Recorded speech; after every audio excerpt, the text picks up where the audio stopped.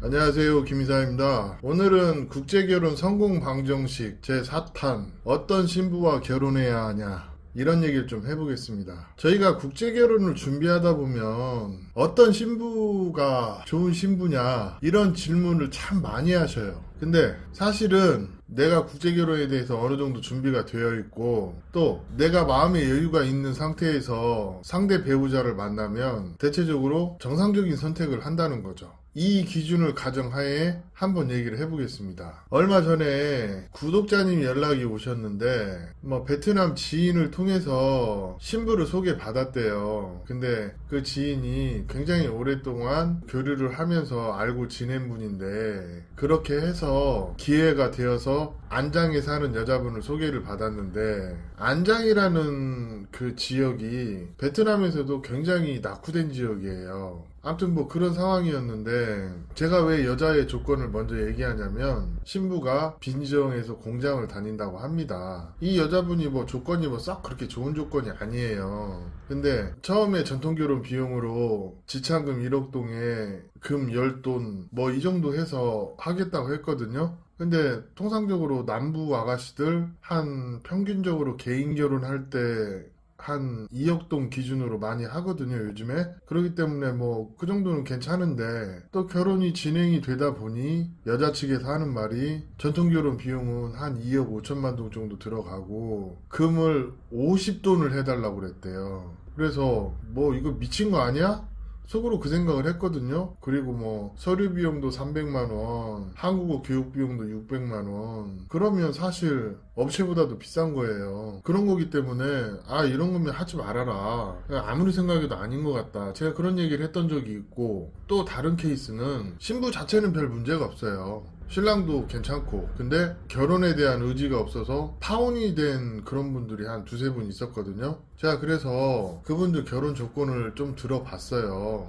그랬더니 남부에서 결혼하는데 한 2억 동 정도 들어가고 기숙사 서류 하면서 한 400만원 정도 썼고 신부 용돈 주고 그 정도 선에서 한다고 한 2천만원 잡고 있다고 그렇게 하셨던 분들 중에서 전통결혼 하기 전에 깨진 분들이 몇 분 있어서 제가 한 케이스 2개 정도 제가 제 아는 사람 소개해가지고 구제를 해드린 경우가 있었거든요. 그런 분들은 사실 한국 사람이 보기에 좋은 신부예요. 왜냐, 주변에 국제결혼하는 사람들이 있어서 국제결혼에 대해서 어느 정도 알고 있고 신랑에게 무리한 요구 안 하고 그랬어요. 저희가 전통결혼 비용으로 한 3,000불 정도 안내를 했고 반지까지 하면 대략 한 500만원 정도면 전통결혼까지 마무리 해드렸거든요. 그 다음에 서류 기숙사, 그 다음에 약혼하는 비용 이렇게 해서 대략 결혼 스케줄에 들어가는 비용을 10,000불 이내에 해드리고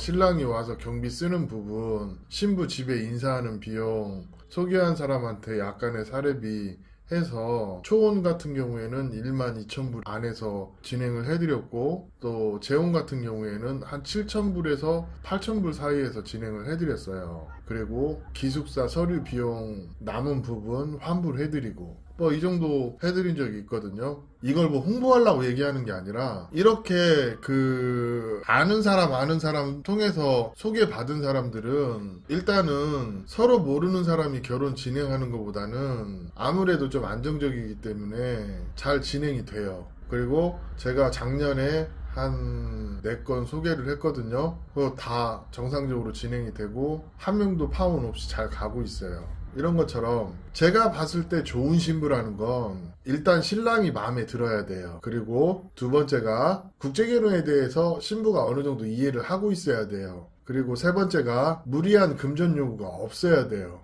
왜? 서로 처지 비슷한 사람끼리 결혼하는데 한국 사람이랑 결혼한다는 이유로 그 전자에 얘기했던 것처럼 2억 5천만 동에 금 50돈 달라는 게 상식에 맞냐고요. 근데 요즘에 남부에서 3억 동, 5억 동 이 정도를 결혼 비용으로 지불하고 결혼하는 한국 남자들이 있기 때문에 내 주변에서는 한국 남자랑 결혼할 때 이 정도 받았으니까 자기 집안 수준은 생각하지 못하고 나도 이 정도 받아야 된다. 이런 논리가 일부 베트남 여자들이 하고 있는 논리예요. 그건 미친 거죠. 그런 여자랑 결혼해서 뭐 결혼이 얼마나 잘 되겠어요. 그에 비해서 제가 아는 사람 소개할 때는 한국 사람 돈 그렇게 많지 않으니까 뭐 네가 한국 남자랑 결혼할 의도면 무리한 요구 안 하면 우리가 소개시켜 주겠다. 그렇게 해서 비용을 줄이고 해서 진행을 하면 공통적으로 들어가는 비용이 1,000만 원 안에 들어와요.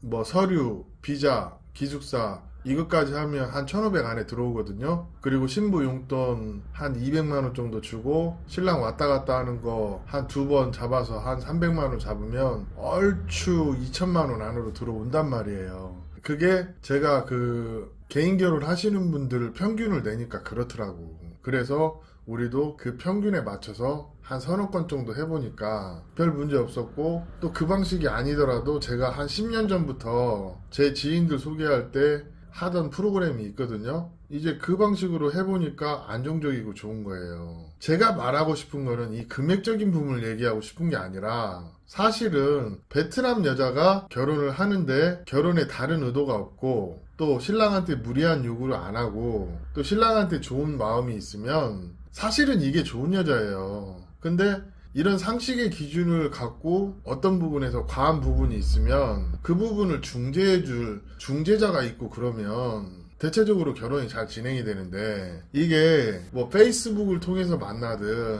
만남 어플을 통해서 만나든 이런 사람들이 그냥 신부 하는 말만 듣고 결혼을 진행하다 보니까 뭐 예를 들어서 전통결혼 지참금을 2억 동을 달라고 해서 송금을 해줬더니 그 다음에 뭐 폐물을 해야 되니까 뭐 얼마를 더 붙여달라, 그렇게 돈을 다 붙여주고 난 다음에 너 왜 이렇게 인색하냐, 나 너랑 결혼해 살라고 하는데, 그렇게 해가지고 돈 뜯기고 헤어지신 분들이 많아요. 사실이 그렇습니다. 그리고 제가 업체 얘기를 안 하려고 그랬는데, 가끔 보면 맞선을 볼 때 어떤 여자랑 결혼하면 좋냐 이런 얘기를 하시는 분들이 있어요. 그러면 저는 공통적으로 하는 말이 있습니다. 일단 나한테 적극적인 결혼 의사를 표시하는 여자가 첫 번째고, 데이트를 해보시면 신부가 잘 웃고 또 매너가 있는 그런 여자들이 있거든요. 그런 게 두 번째고, 세 번째는 처갓집에 가기 전에 계약을 하지 말라는 얘기를 하고 싶어요. 처갓집에 가서 처갓집 환경 보고 처갓집이 좀 어느 정도 사는 집의 여성과 결혼하라고 전 얘기하고 싶어요.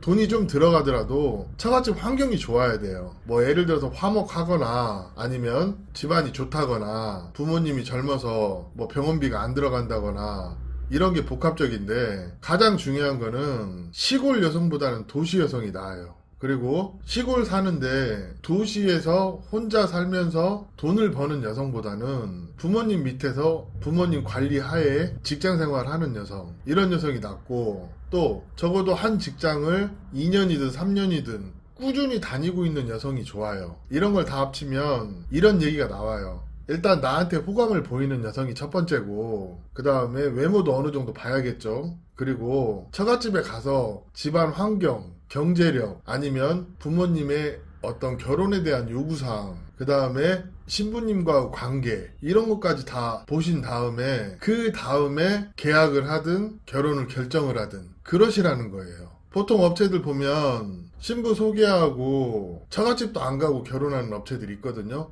그건 아니에요. 처갓집까지 가서 모든 상황을 보고 여기에 하나 더 보태면 전통결혼 비용 얼마를 요구하는지 이런 것까지 확인하고 그 다음에 결혼을 결정하시는 거예요. 그리고 결혼을 진행하다 보면 제일 많이 싸우는 게 전통결혼 비용 가지고 얘기가 많거든요. 그래서 신부 집안이 어느 정도 살고 말 바꾸지 않을 만한 그 정도 부모님이 어떤 강직함이 있는 그런 집을 선택을 하라는 거예요. 보통 처갓집 가면 신부 집안이 기울면 부모가 결혼에 대한 의사결정권이 없는 경우가 많아요. 그런 집은 생계형 국제결혼을 흐를 확률이 많기 때문에 그런 결혼을 하시는 게 아니에요. 신부 집이 어느 정도 세가 있어야, 그리고 신부가 부모님 눈치도 보고 또 부모님이 통제를 해주는 그런 집들이 대체적으로 한국에 와도 잘 살아요. 베트남 남부의 상당수의 가정들이 자식 등골 브레이커들이 많아요. 그러기 때문에 이런 얘기를 하는 거예요. 저는 개인적으로 신랑이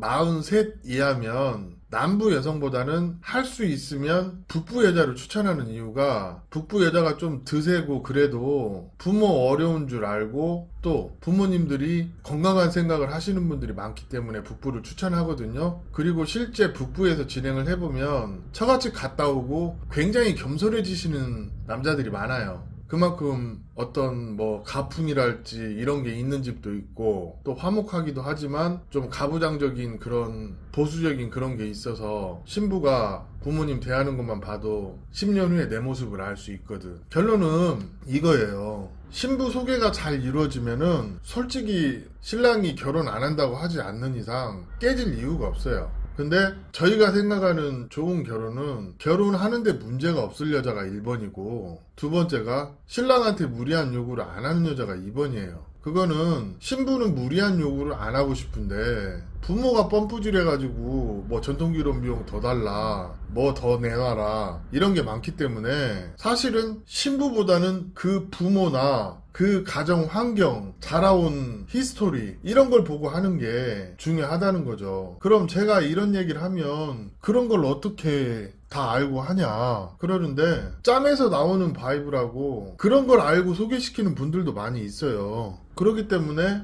업체를 통해서 하시는 분들은 그 중개인의 역량이 그만큼 중요한 겁니다. 그리고 소개 과정이 투명하면 투명할수록 신부도 신랑하고 관계가 좋을 수밖에 없어요. 이거는 개인이 선택하는 부분이기 때문에, 그리고 케이스가 너무 다양하기 때문에 뭐라고 얘기하긴 그렇지만, 제일 중요한 거는 한국 남성이 국제결혼을 할 때 베트남의 문화에 대해서 좀 알고, 국제결혼의 장단점에 대해서도 이해하고, 들어가는 비용에 대한 이해도 충분히 하시고 어느 정도 준비가 됐을 때 하는 게 중요하다는 취지로 오늘 이야기를 해봤습니다. 감사합니다.